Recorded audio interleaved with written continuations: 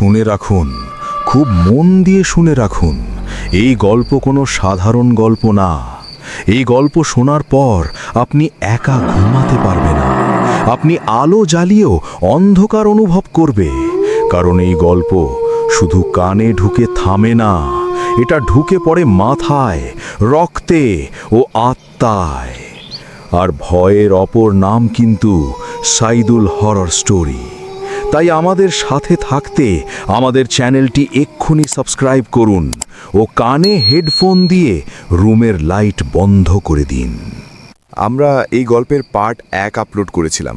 আপনারা যদি পার্ট 1 দেখতে চান তাহলে আমরা ডেসক্রিপশন বক্সে পার্ট 1-এর লিংক দিয়ে দিচ্ছি, আপনারা সেখান থেকে দেখে নিন। আমি দেয়ালে হাত রাখলাম। ইট ঠান্ডা না, গরম, যেন কারো শরীরের গা। হাত সরাতেই দেয়ালের ভেতর থেকে নিঃশ্বাসের শব্দ বের হলো, খুব কাছ থেকে, আমার কান বরাবর। আমি বুঝে গেলাম, এই বাড়ি শুধু দাঁড়িয়ে নেই, এটা শুনছে।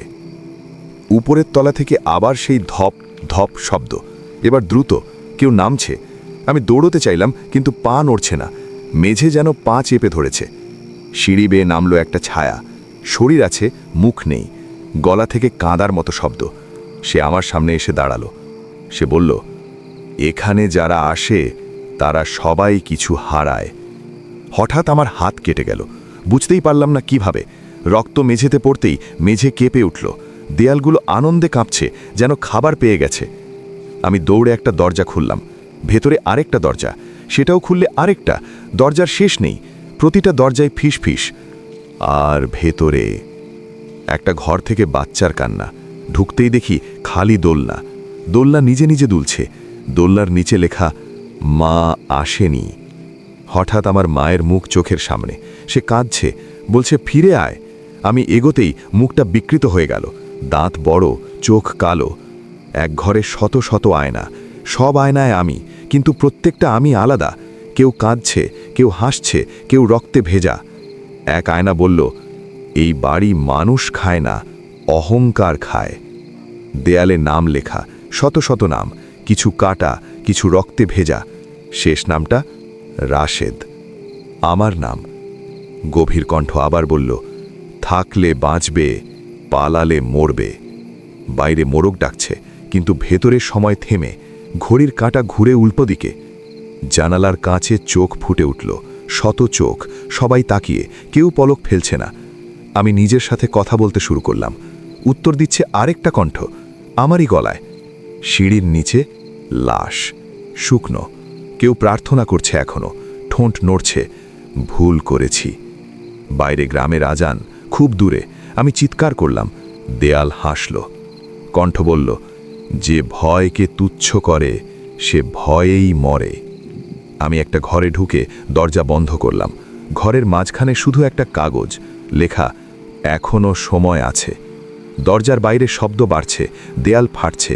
এই বাড়ি ছাড়ে না, শুধু বদলায়। আমি কাগজটা হাতে নিতেই আঙুল জ্বলে উঠল। কাগজ গরম, তাতে লেখা ধীরে ধীরে বদলাতে লাগলো। কালো অক্ষর রক্তের মতো গড়িয়ে পড়ছে। লেখা ফুটে উঠল, সময় ছিল, এখন নেই। ঘরটা নিঃশ্বাস নিচ্ছে, দেয়াল উঠছে নামছে।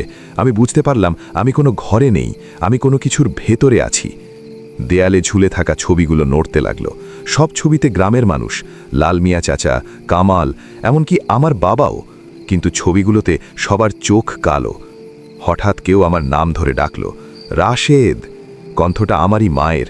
আমি ঘুরতেই দেখি কিছু নেই, শুধু পায়ের ছাপ, রক্তে ভেজা। একটা দরজা খুলতেই আমি আমার শৈশবে ঢুকে পড়লাম। আমি ছোট, উঠোনে খেলছি, কিন্তু আকাশ কালো আর ছায়াগুলো লম্বা, খুব লম্বা। একটা কণ্ঠ ফিসফিস করে বলল, তুই ভেবেছিলি ভয় মিথ্যা। কণ্ঠটা আমারই। দেয়ালে লেখা ভেসে উঠল, বহু বছর আগে এই বাড়িতে এক জমিদার থাকত। সে মানুষকে অপমান করত, ভয়কে তুচ্ছ করত। এক রাতে সবাই উধাও হয়, শুধু বাড়ি থেকে যায়, ক্ষুধার্ত। বাড়ি শুধু মানুষ চায় না, চায় অহংকার, চায় অবিশ্বাস। আমার কপাল ফেটে রক্ত পড়ল, বাড়ি কেঁপে উঠল, দরজাগুলো খুলে গেল একসাথে, যেন উল্লাস। করিডোরে সারি সারি মানুষ দাঁড়িয়ে, সবার চোখ ফাঁকা। কেউ বলল, আমরা থেকেছি। আমি দৌড়লাম, কিন্তু একই জায়গায় ফিরে আসছি। সবাই গোল হয়ে গেছে। একটা আয়নায় লেখা, একজন থাকবে, বাকিরা যাবে। আমি চিৎকার করে বললাম, আমি ভুল করেছি। দেয়াল থামল। এক মুহূর্ত। বাড়ি হাসল। শব্দ নয়, অনুভূতি। সব শব্দ হঠাৎ থেমে গেল। কোনো ফিসফিস নেই, কোনো কান্না নেই।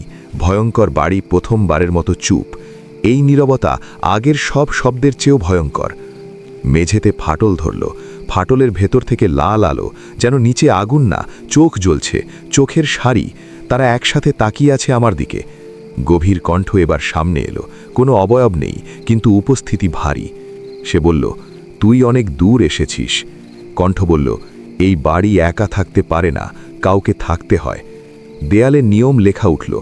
1, যে থাকবে সে কখনো বেরোবে না। 2, যে থাকবে সে অন্যদের ডাকবে। 3, যে থাকবে সে বাড়ির অংশ হবে। আমি দৌড়লাম, জানালা দিয়ে ঝাঁপ দিতে চাইলাম। বাইরে কিছু নেই, শুধু অন্ধকার। পড়ে যাচ্ছি, কিন্তু পড়ছি না। আমি এখনও ঘরের ভেতর। হঠাৎ দেয়ালে গ্রামের লাইভ দৃশ্য। চায়ের দোকান, কামাল হাসছে, লাল মিয়া চাচা নামাজে, সবাই স্বাভাবিক, যেন আমি কখনো যাইনি। বাড়ি বলল, তুই ওদের মতো থাকতে চাস? দেয়াল এগিয়ে আসছে, ছাদ নামছে, জায়গা ছোট হচ্ছে। আমার বুকের ভেতর বাতাস নেই। আমি কাঁদতে কাঁদতে বললাম, আমি ভয় পেয়েছে। বাড়ি গর্জে উঠল, ভয় পেতে দেরি করেছিস। আমার হাত ধীরে ধীরে কালো হতে লাগলো, আঙুল লম্বা, নখ শক্ত। আয়নায় দেখি চোখ বদলাচ্ছে। একটা ছায়া সামনে এলো। সে বলল, আমিও একদিন তোর মতোই ছিলাম। সে বলল, এই বাড়ি অভিশপ্ত না, এই বাড়ি তৈরি। অনেক আগে গ্রামের মানুষ নিজেরাই এই বাড়ি বানিয়েছিল, ভয় দেখিয়ে শাসন করার জন্য, কিন্তু ভয় জীবন্ত হয়ে গেছে। কণ্ঠ বলল, একটা কাজ করলে মুক্তি, আরেকজনকে আন। আমি চিৎকার করলাম, না। দেয়াল থেকে কাঁটা বের হলো, শরীর ভেদ করে ঢুকল। ব্যথা নয়, শূন্যতা।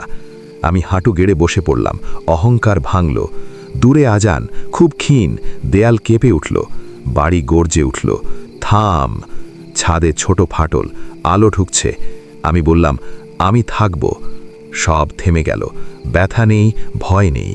কণ্ঠ বলল, এখন তুই ডাকবি। আমার মুখ আর মুখ নেই, ছায়া। সকাল। গ্রামের মানুষ দেখে ভয়ঙ্কর বাড়ির দরজা খোলা, ভেতর শান্ত। চায়ের দোকানে কেউ বলে, শুনেছিস কেউ নাকি রাতে আলো দেখেছে? এই গল্প এখানেই শেষ না, কারণ ভয়ঙ্কর বাড়ি এখনও ডাকছে। আবারও বলছি, ভয়ের অপর নাম সাইদুল হরর স্টোরি। তাই আমাদের চ্যানেলটি সাবস্ক্রাইব করুন।